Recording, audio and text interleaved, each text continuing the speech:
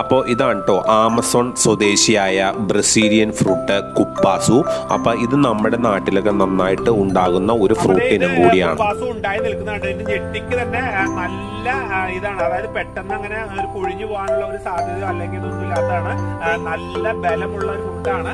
Okay, അപ്പൊ നമുക്ക് ഇനി ഫ്രൂട്ടിന്റെ ഉള്ളിൽ നിന്ന് നമുക്ക് എടുത്തിട്ട് കഴിച്ചു നോക്കാം. അപ്പൊ സാധാരണയായിട്ട് ഈ ഫ്രൂട്ട് നമ്മൾ ഇങ്ങനെ ഡയറക്റ്റ് കഴിക്കുകയല്ല ചെയ്യുന്നത്.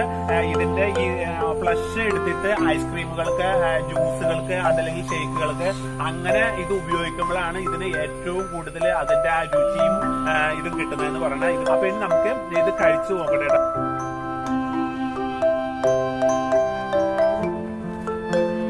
ഒരു പുളിയും മധുരവും കലർന്ന ഒരു പ്രത്യേക ടേസ്റ്റ് ആണ് ഇതിന്. എനിക്ക് തോന്നുന്നു ഇതിന്റെ ഉള്ളില് ഇതിന്റെ ഉള്ളിലും ഓരോ സീഡ്. അപ്പോൾ ഇതാണ് കേട്ടോ ആമസോൺ